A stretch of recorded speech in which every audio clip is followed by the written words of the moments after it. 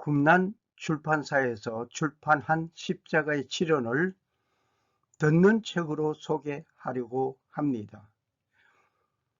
정군을 한 곳에서 모두 말하지 않습니다. 부분들을 나누어 들려드리겠습니다. 오늘은 예수님의 능력에 한계가 있는가? 예수님의 능력에는 한계가 있는가? 라는 주제로 생각해 보려고 합니다.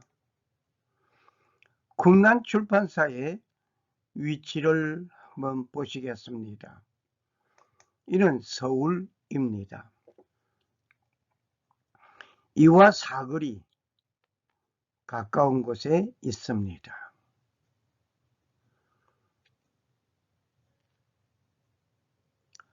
이 꿈난 출판사에서 출판된 책 3권, 십자가의 치론, 광야의 망치 소리, 값진 잔소리, 이렇게 3권을 출판하였습니다. 꿈난 출판사에서 출판하고 쓰기는 제가 쓴 책입니다. 예수님의 능력에는 한계가 있는가? 일을 할 수 있는 자가 일을 하지 아니할 때에 그 능력은 상실되는 것은 자타가 잘 알고 있습니다. 즉, 일을 할 수 있는 능력자가 일을 하지 아니하면 그렇게 무기력하게 보이는 것입니다. 능력을 가진 아들이 일을 하지 아니하면 그 아들을 꾸중하지 아니할 아버지가 있겠습니까? 혹시 무능한 자라면 모르지만 능력이 있으면서 일을 하지 아니하면 문제가 되는 것입니다. 오늘 나는 예수님을 보면서 능력 있는 분이 그것을 행하지 아니한 것을 봅니다.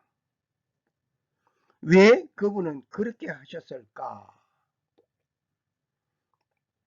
왜 그렇게 하셨을까? 말씀이 있습니다. 태초에 말씀이 계시니라. 이 말씀이 하나님과 함께 계셨으니 이 말씀은 곧 하나님이시니라. 요한복음 1장 1절의 말씀을 봅니다. 예수님은 하나님으로서, 예수님은 창조주로서 그는 능력 있는 분이었습니다. 그런데 십자가에 관하여서는 어떤 능력도 행하지 아니하셨습니다. 여기에 말씀이 계시니라고 하셨습니다. 태초에 말씀이 계시니라. 이 말씀이 하나님과 함께 계셨으니 이 말씀은 곧 하나님이시니라 말씀하셨습니다. 그 말씀은 하나님의 아들 예수님을 지적하신 것입니다. 예수 그리스도는 위대한 능력을 가지신 분이었습니다. 그런데 예수님은 할 수 있는 그 모든 일들을, 능력을 가지신 그분은 일을 하지 않으셨습니다.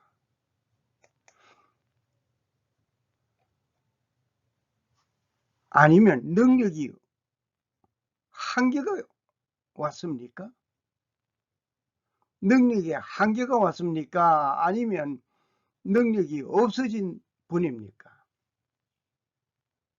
예수님은 창조주로서 말씀으로 창조하신 예수님이었습니다.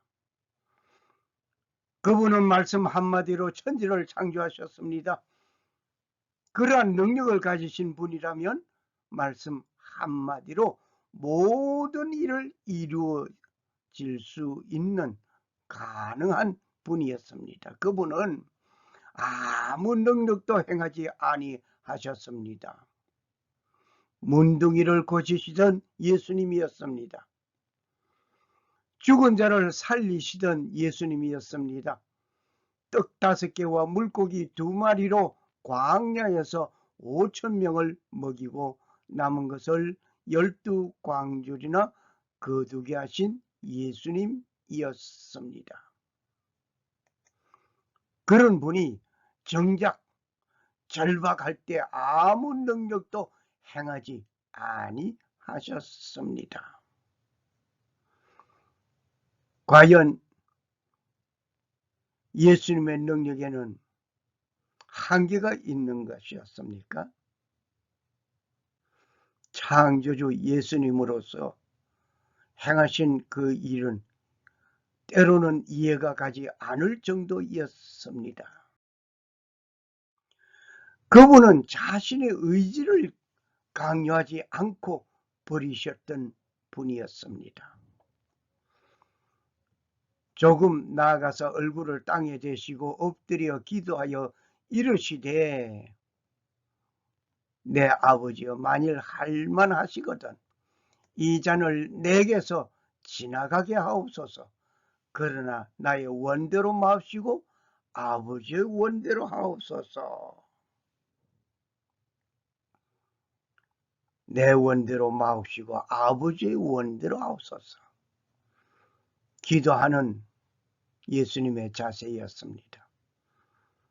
말씀 한마디로 천지 만물을 창조하시던 예수님께서 내 원대로 마옵시고 아버지의 원대로 하옵소서. 기도하는 예수님. 예수님은 자신의 의지를 완전히 버리셨던 것을 봅니다. 십자가 위에서 이루어질 상황들을 너무나 잘 알고 계셨기 때문에 예수님은 십자가를 지지 않기 위하여 원하였던 예수님이었습니다.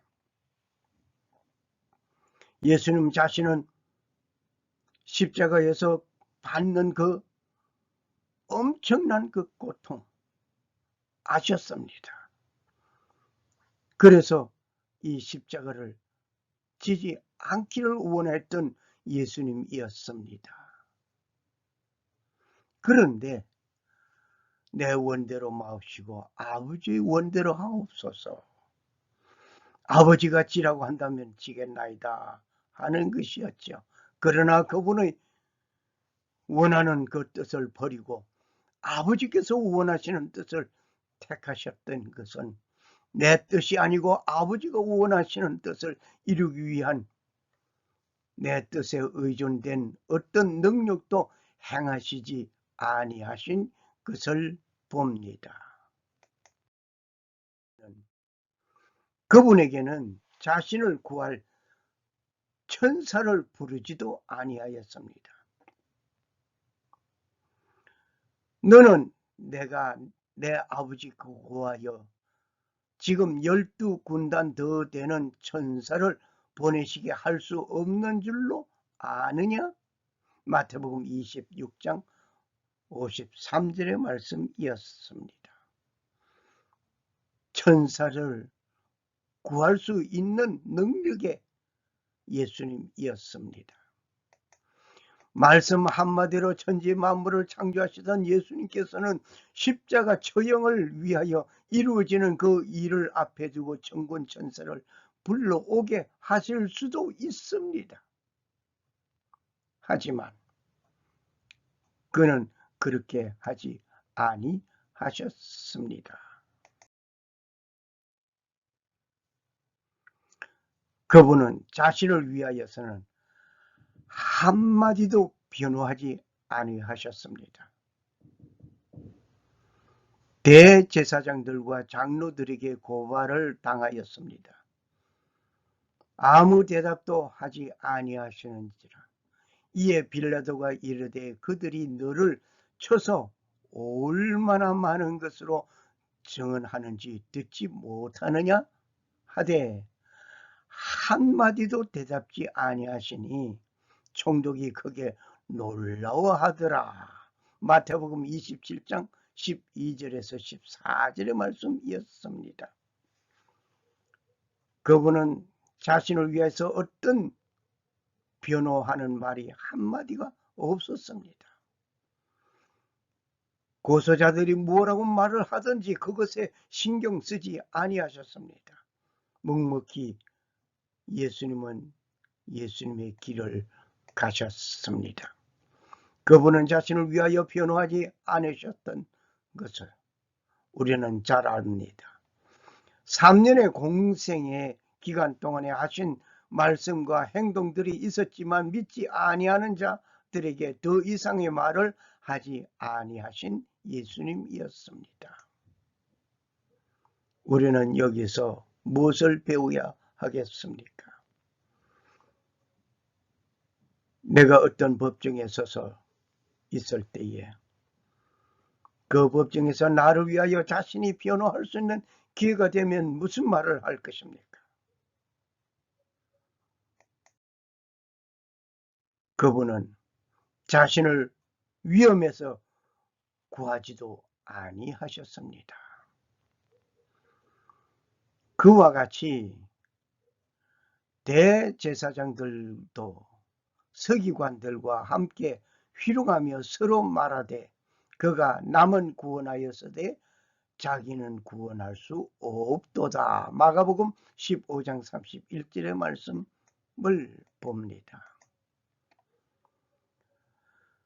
남은 구원하였지만 자기 자신은 어떤 그 위험에서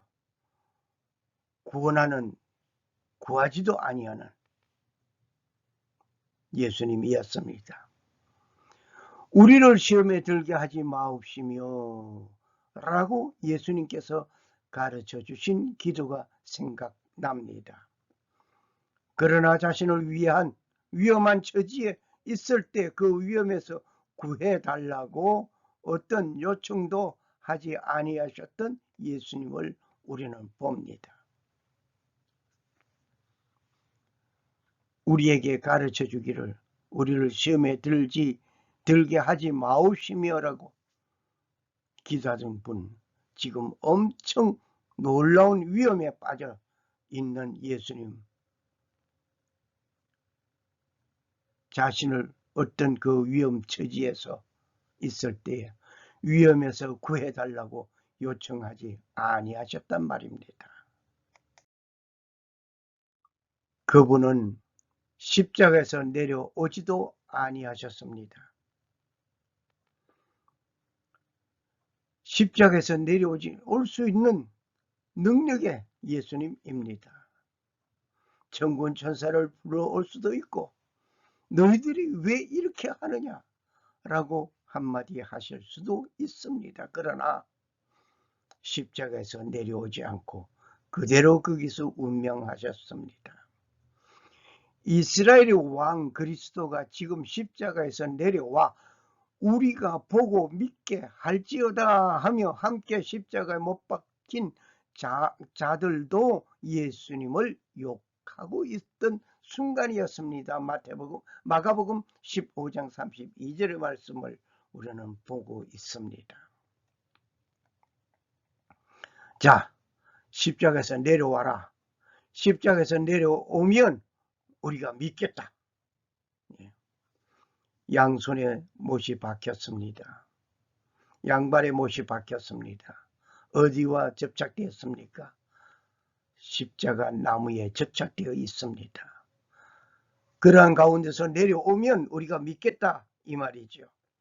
더 나아가서 함께 사용받아 죽게 되고 있는 강도도 그렇게 말을 하고 있습니다.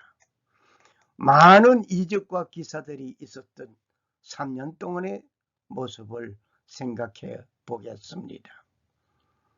안전방위가 일어나고 문둥병이 고침을 받고 말할 수 없는 이적 기사들을 보고 듣고 있었지만 십자가에서 내려오면 그 놀라운 기적을 보고 믿겠다라고 하는 말이겠지요. 그분은 십자가 위에서 뛰어내려 서면 너희가 나를 십자가에서 달았지만 내가 하나님의 아들이라는 증거를 보아라 하고 내려올 수 있지만 그렇게 하지 아니하셨습니다. 왜? 예수님은 가진 능력을 행하지 아니하셨기 때문입니다. 그분은 죄인을 향한 사랑과 구원을 중단하지 아니하셨습니다. 누가복음 23장 43절에 이런 말씀이 있습니다. 예수께서 이르시되 내가 진실로 진실로 네게 이르노니 오늘 네가 나와 함께 낙원에 있으리라 라고 한편 강도를 향하여 말씀하셨습니다. 죄인을 향한 하나님의 사랑, 하나님의 그 구원의 그 중차대한 그 결과, 그 모습 그대로 실천하고 있습니다. 죄인을 사랑하는 그 모습. 어떤 죄인, 죄를 지은 사람 그를 사랑하심이 아니라 죄를 회개하는 한편 강도는 한평생 죄악 속에서 살아왔던 그였습니다. 그 결과 그는 사형받아 죽어가면서 예수여 당신의 나라에 임할 때에 나를 기억하소서 라고 회개하는 그 한편 강도를 보고 예수님께서는 말씀하셨습니다. 내가 진실로 네게 이르노니 오늘 네가 나와 함께 낙원에 있으리라. 놀라운 일입니다. 마지막 순간까지 죄와 함께 살아가던 그가 죽어가면서 예수님에게 구합니다. 당신의 나라에 임할 때에 나를 기억하소서. 짤막한 문맥입니다마는 예수님은 그 강도에게 사랑을 베풀었고 구원을 허락하였습니다. 오늘 우리는 어떻습니까? 그분은 십자가에서 회개한 한편 강도를 향하여 낙원에 있을 것을 약속하시면서 구원의 손길을 베풀어 주셨습니다. 예수님은 이 모든 일들을 하실 수 있으면서 정작 자기 자신을 위하여서는 아무 일도 행하지 아니하신 예수님이었습니다. 왜 그랬을까요? 왜 무능력한 자와 같이 잠잠하였을까요? 잠잠한 이유가 뭘까요? 오늘 우리는 생각해 봅시다. 그분은 말씀으로 온 인류를 사랑한다고 하시면서 죄를 용서했노라고 하셔도 됩니다.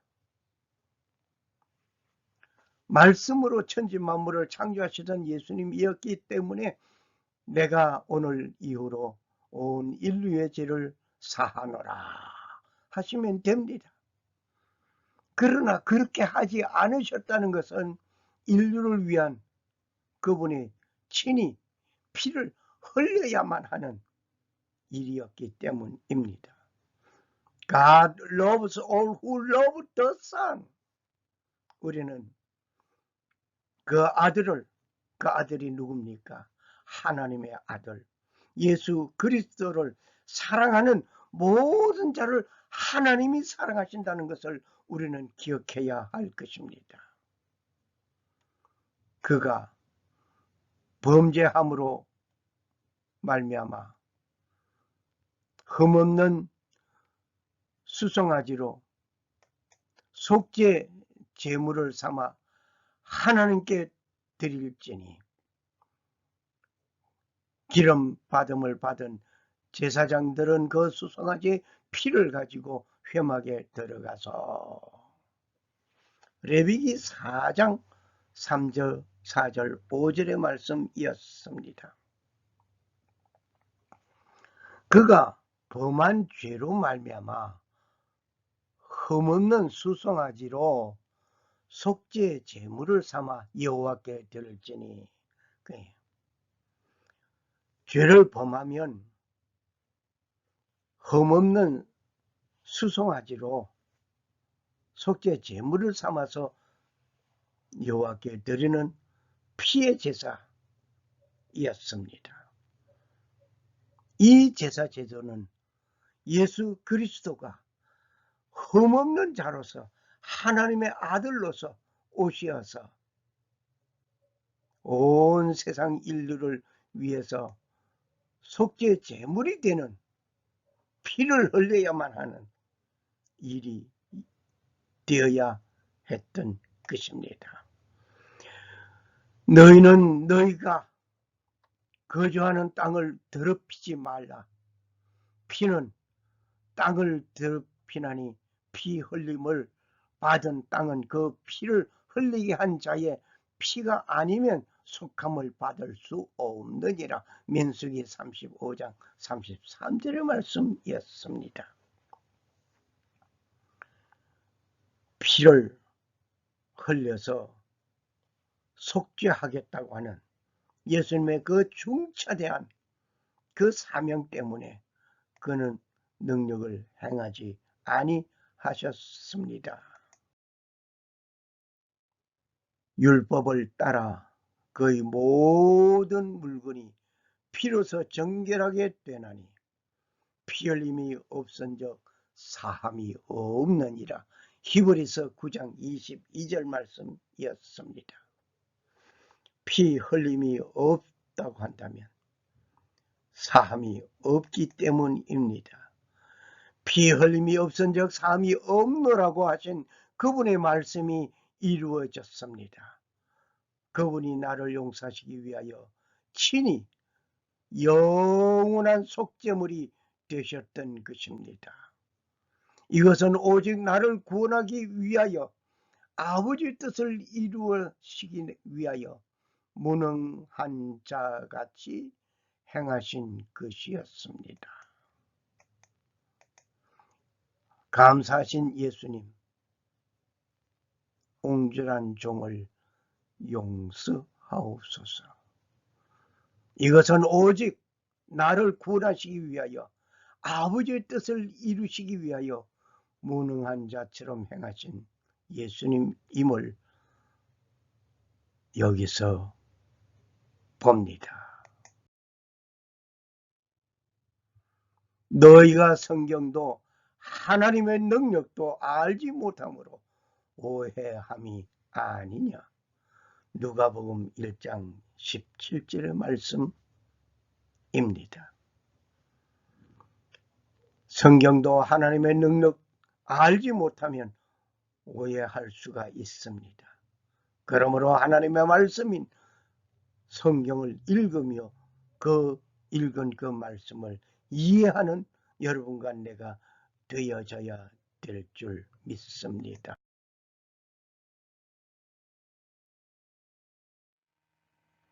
살아 역사하시는 주 하나님 아버지는 자신의 뜻을 이루시기 위하여 역사하시는 가운데 그분이 사용하시고 귀한 역사를 이루는 그 일에 등반되는 인물이 되시기를 소원합니다. 감사합니다. 할렐루야.